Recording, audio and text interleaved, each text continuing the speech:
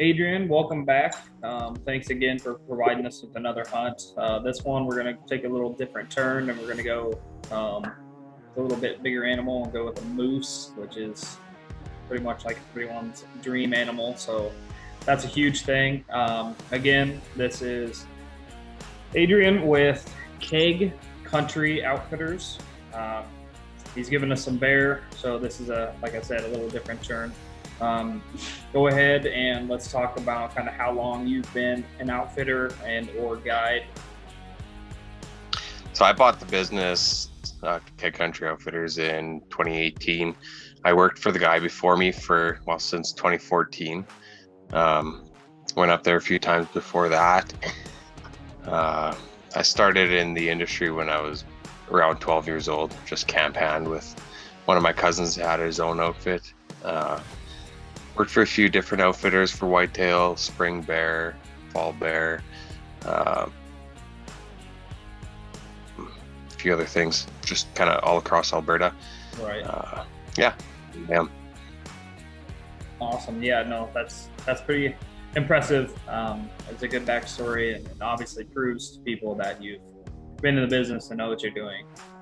Um, let's talk about kind of the outfit now, like where you're located, and then I guess mainly let's focus on where the moose outfitting area is going to be. Right. So the moose camp, I guess, I guess I could start off with the bear camp. You can drive right to the bear camp is what I'm trying to get at, and then from there we take you into moose camp. Moose camp's totally different. It's out in the bush. It overlooks the Chinchaga River. Yeah. Sorry, man. I'm drawing a blank. If you want to reason. How long is that little drive between moose camp and bear camp? Between moose camp and bear camp is about 45 minutes by truck and another couple hours by quad. Okay. Well, it's out there a little ways. Yeah. It's definitely no cell service, ATV accessible only. You don't see any other hunters out there. So.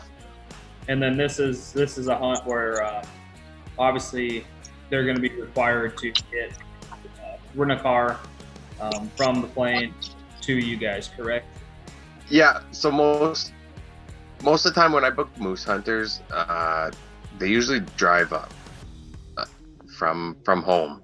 Yeah. I haven't had a lot of moose hunters actually fly in because the thing with moose hunting is everybody comes to kill one and take all the meat home. You kill one and you try to get on a plane after 50 pounds, they're gonna try charging you like crazy to get that back home, right? So plus your antlers and the head and everything, the hide. So yeah. But yeah, I mean, if a guy does fly, yeah, Grand Prairie is the place to fly to for sure. Okay. As far as kind of your accommodations, I know you mentioned your bear camp in the previous video. What kind of differences from the bear camp is the moose camp? Moose camp's a wall tent camp. Bear camp is, in the other video we mentioned the cook shack, the cabin, and the sleeping quarters. Moose camp, you're more roughing it. We don't have showers out there. You're out there for a week, and you're roughing it. I don't know what else to say. Yeah, no, everyone knows that hunts can get it. So no, I get that. There, obviously, you guys are going to help clean the trophy and do all that kind of stuff and help pack it in for them, right? Yeah. Perfect. Yep. So, I mean, that narrows that down. What kind of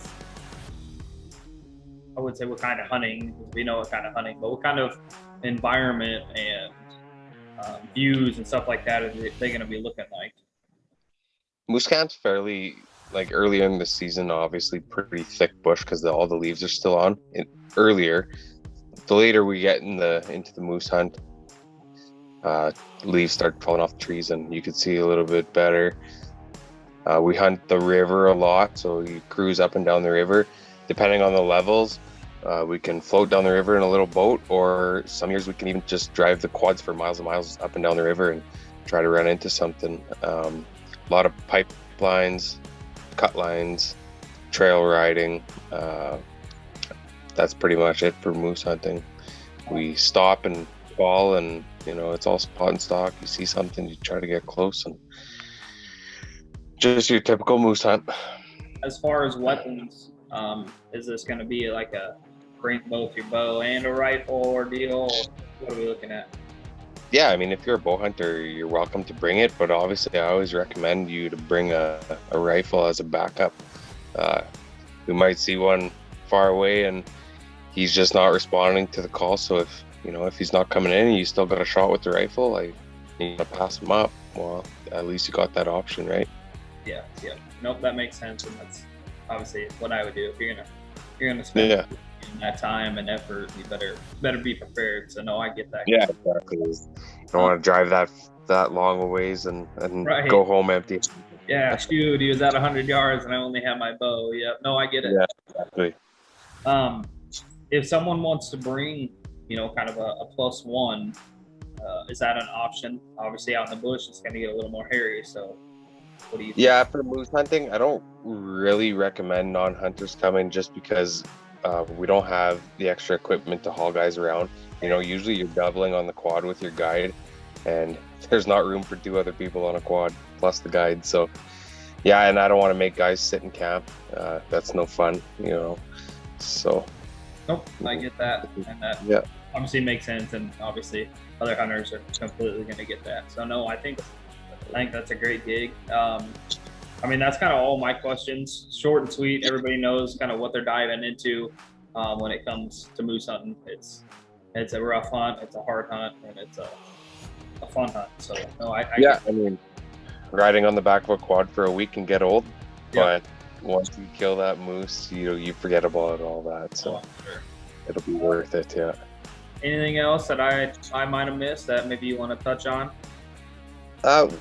This moose hunt, we don't really advertise it as a big trophy hunt. It's not a Yukon or Northwest Territory moose hunt, Alaska, that kind of thing. It's Alberta, so we're not killing, we're not constantly killing 50-inch moose every year. We do usually get 1 or 2 50s every year, but we're averaging around that 40-inch, some smaller, some a little bit bigger, but it's not by any means a trophy hunt. It's more of a wilderness adventure, I guess. Awesome. Call it. Yeah. Just so, a hell of an experience, and obviously you still have the chance of taking a big bull. So. Yeah, absolutely. I mean, there's lots of pictures on the website. Check out. We have killed a lot of really nice moose for Alberta, so there's always that chance. You always there's a chance. So awesome. Well, again, thanks for being part of this, and I look forward to seeing the process of this hunt. Go and work, and hopefully someone gets a great deal on a hunt and ends up with a heck of a trophy. So again, thanks for giving us this and allowing us to work with you, and I look to continue to build the relationship and see how this works out. Absolutely, not a problem. Well, thanks, buddy. Yeah.